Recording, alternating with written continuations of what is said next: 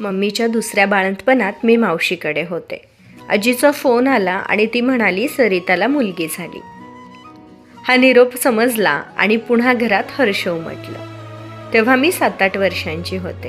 हा निरोप ऐकताच माझ्या भोवती विचारांचं कुंपण तयार झालं. बाळ कसं असेल? माझ्यासारखंच असेल का? आमच्या दोघींचं नातं कसं असेल? ती आणि मी आता नेहमी सोबत राहणार का? आम्ही दोघी एकत्र मोठ्या होणार का? मम्मीचं माझ्यावरचं प्रेम कमी तर झालं नसेल ना? बाप रे बाप. पण तेव्हा मला कुठं ठाऊक होतं की एका मम्मीप्रमाणे मी पण तिची दीदी म्हणून जबाबदारी घेईन. आणि बघता बघता आमचा प्रेमळ प्रवास सुरू झाला.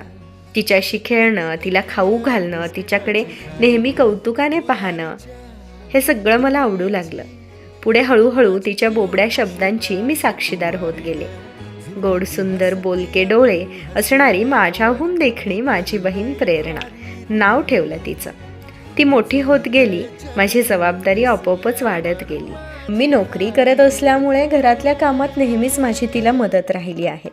त्या कामांमधलं माझं सर्वात आवडीचं काम म्हणजे प्रेरणाला उठवणं, तिला शाळेसाठी तयार करण्यास मम्मीला मदत करणं आणि तिला घेऊन स्कूल बस स्टॉपपर्यंत जाणं, जाता जाता तिला पडलेल्या अवखळ अल्लड प्रश्नांना सामोरं जायचं. आज ती 22 वर्षांची झाली. आजपर्यंत आमच्यात खूप गोड भांडणं देखील झाली आहेत, कारण दोघींच्या आवडीनिवडी विरुद्ध. मी जुन्या गाण्यांची शौकीन तर ती नव्या गाण्यांवर थिरकणारी. मला घरकामाची आवड तर तिला अभ्यासाची.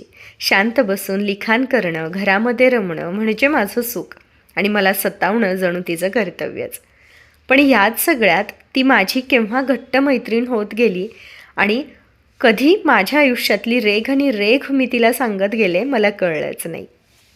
अनेक रात्री रेडिओ ऐकण्यामध्ये, एकमेकांशी गप्पा मारण्यामध्ये, छान छान सिरीज मूवीज पाहण्यामध्ये कशा गेल्या कळलंच नाही.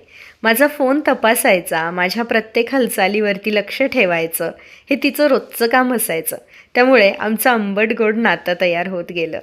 आईची आणि माझी सावली आज मला तिच्यात दिसते. दीदीच्या लग्नामध्ये प्रेरणा इतकी रडणार की सायली तिच्या मिठीतून कोणाच्याच हाती लागणार नाही.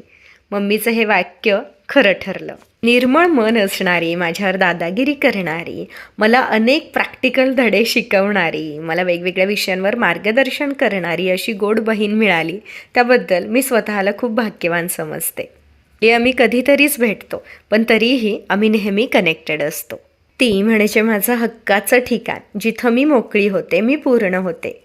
माझं बाळ, माझी धाकटी बहीण प्रेरणा, हिला वाढदिवसाच्या खूप शुभेच्छा. खूप आनंदी हो.